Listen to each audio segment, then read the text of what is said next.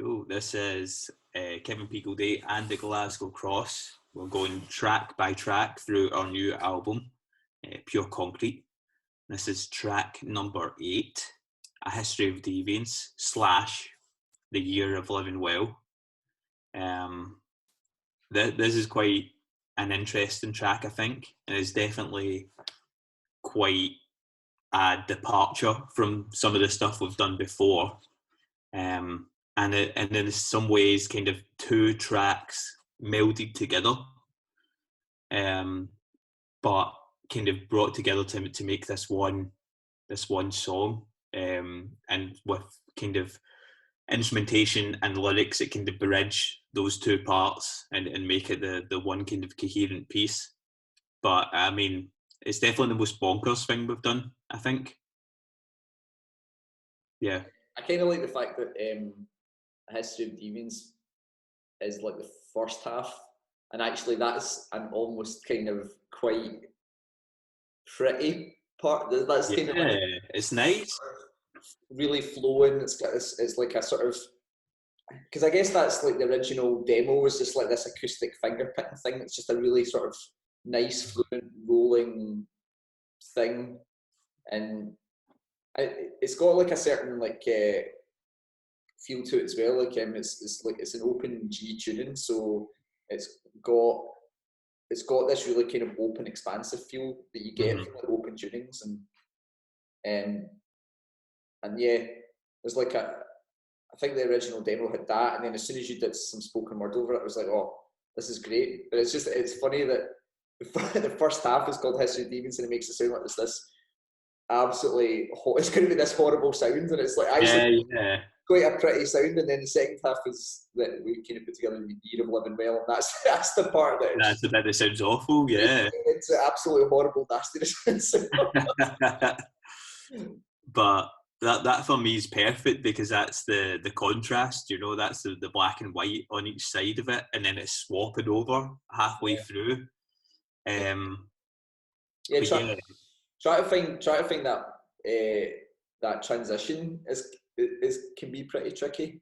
I think how we got it originally was, I think that's one of the few times where I think that all came together like the format of it, like in one sitting. Like we had the first part of the song, and like I think you'd said, oh, we should, it'd be great if you could extend it and it did something different, because I've got this other set of lyrics that I want to put on, and I'm pretty sure that we sat and just like played it all the way through, and you say, yeah, just muck about with the second half, like as in like two of us sitting in a room together, which seems a bit weird now, but sitting just playing the guitar, and then the whole second half, like the way it kind of started to sound in the guitar riff, I'm pretty sure that all came together like in one go, sitting together.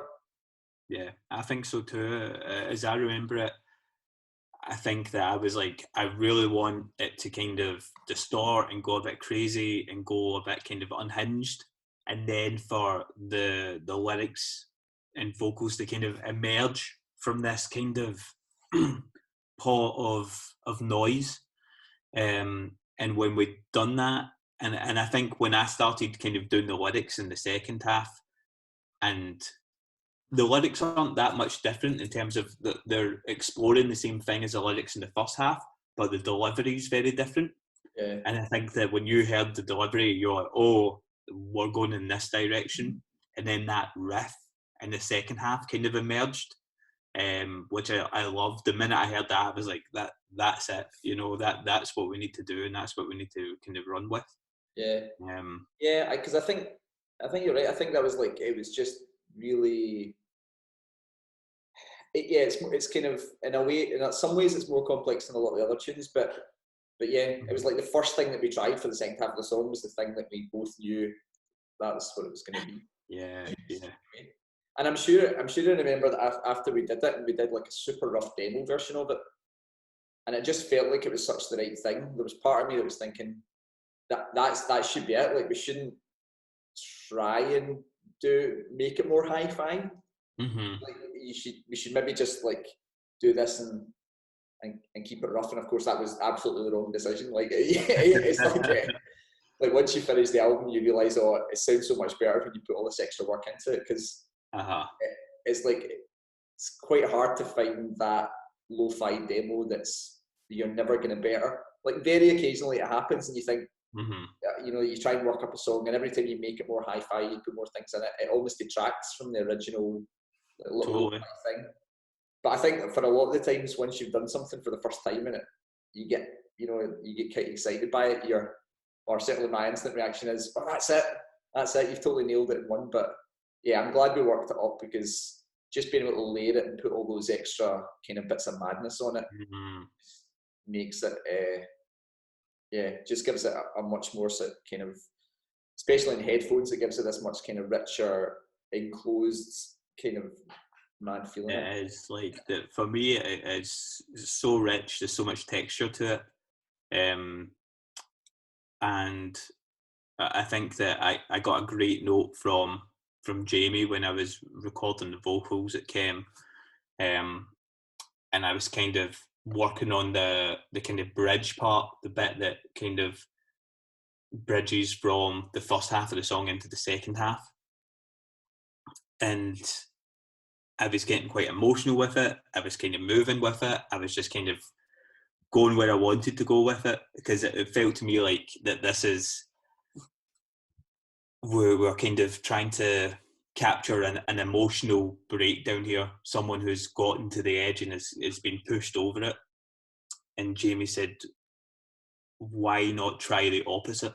Why not try something that is instead of starting here and moving up the way in terms of motion, start in the middle and move down, like have it being slowly kind of drained of emotion until it's devoid of emotion. And the kind of example he used was HAL in 2000 Space Odyssey, which is once he said that to me, I was like, fuck yeah, that's such a cool idea, you know, like the way that voice becomes, you know, depersonalized when he's taking all the kind of bits out of the computer, and it's kind of losing itself and it's losing the essence of itself. And so there's a weird bit in it where I'm kind of almost doing that, or I'm taking that as a direction at least, in terms of the vocal performance, which it was really cool. And I feel like when I listen back to it now, it's like totally the right choice. And you just know when it's the right choice. You do these things, you're like, yeah, that's it. You know, you could do it a million different ways, but sometimes you just need to go with your instinct and just go with what's right when you hear it. Yeah, and again, that's like another thing why we're so lucky with this, that you get to work with somebody like Jamie who will give you those ideas, and is not literally just there to press record or put in in something or compress something. It's like so nice that when you're recording vocals or putting overdubs down, that you've got somebody who's going to give you these kind of directions that like can sometimes massively help with the song and how you deliver something as well. And that was really important for me. Like, obviously I'm coming from a different background in terms of, you know, not a full-time musician and someone who works in spoken word, but also in theatre, where if I'm working with a director, that's the kind of thing that they'll say. It's notes.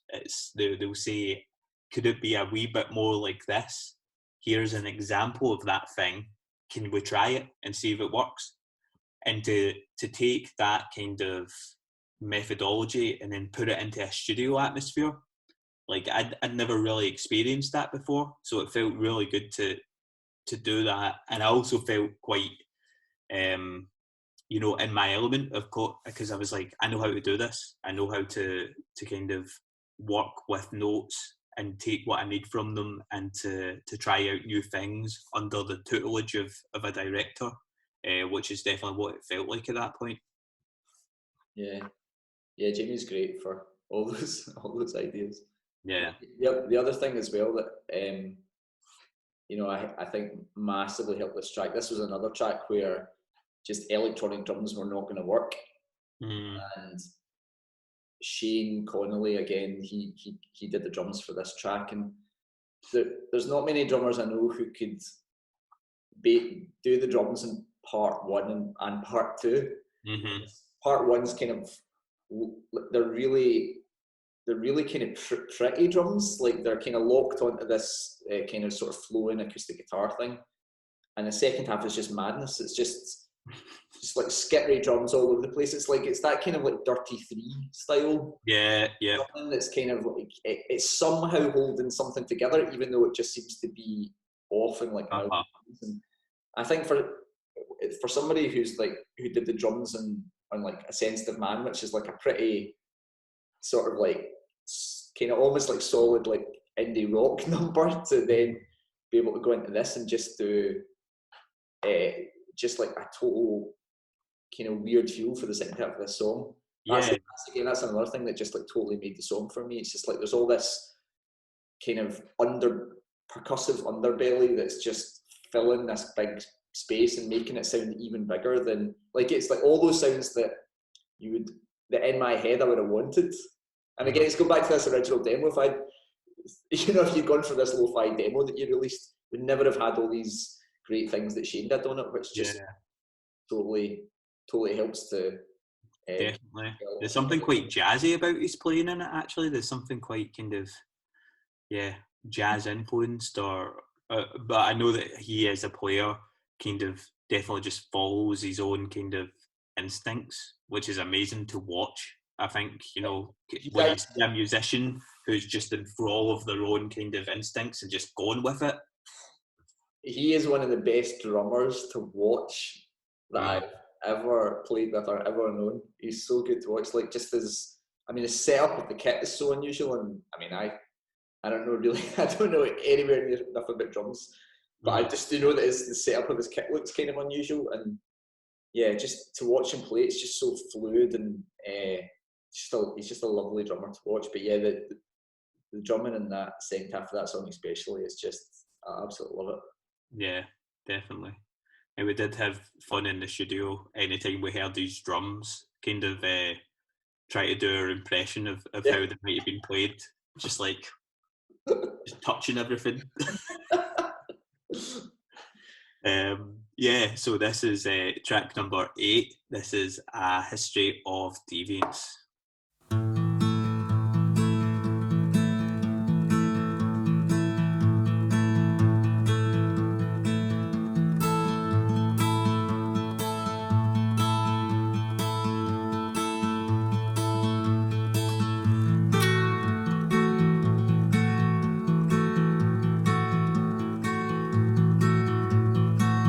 See, when you get a hangover, I get a near-death experience. When you've had that bit of a wild one, I have a history of deviance.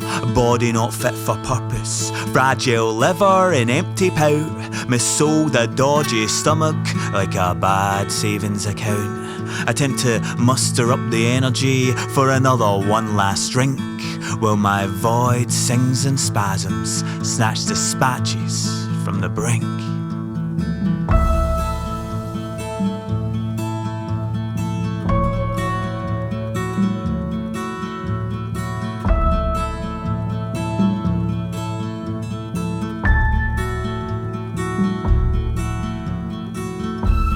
When you've had a bit of drama, I wrote the fucking script. Nakedly bearing my feelings so often, I turn up already stripped. I'm a professional pisshead without the constitution to succeed. Nights of excess becoming excessive, leaving me to beg and plead for a system built for damage. Temporary but robust. Make a bargain with my mortality. A salesman I can trust. My body and my brain, they collapse under strain. My limbs and my mind, they erode over time. My brain folds back in itself, Can't decide if it's cracked or ambitious, or if one is a symptom of the other, like Cold War suspicions. I blank out the latent synergy between my mind and my health.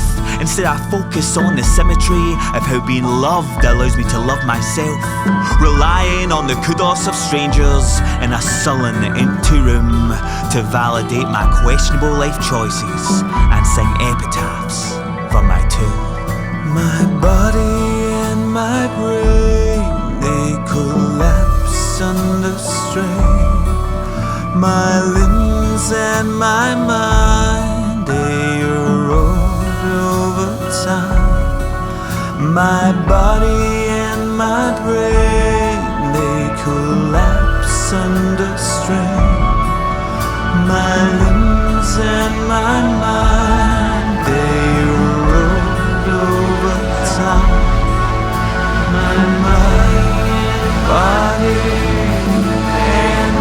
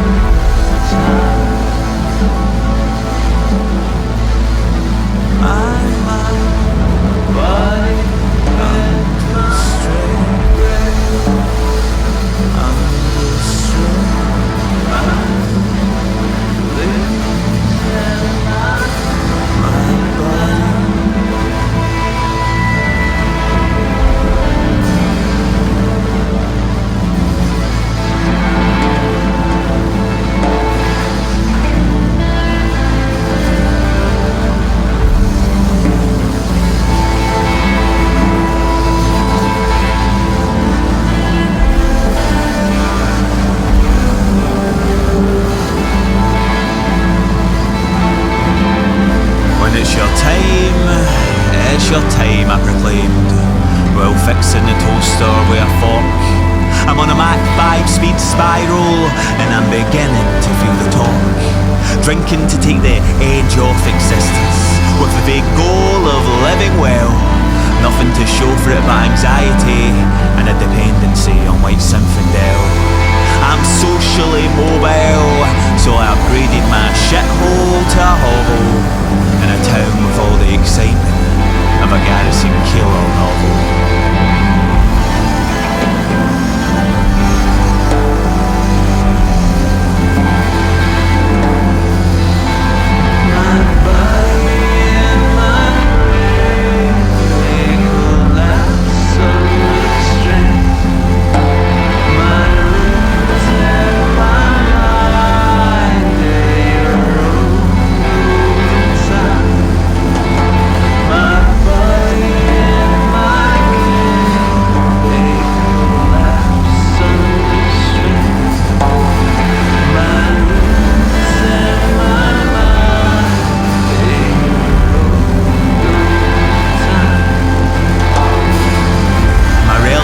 Is negligible, more profitable to know the bar staff. At least then you can get a cheap drink while I'm waiting on my cheap laugh. I'm being leapfrogged in every direction by young cunts with their handsome cunt faces and their cool cunt fashion sense, seen in all the right cunting places. I'm no better though, I'm just horny and sad.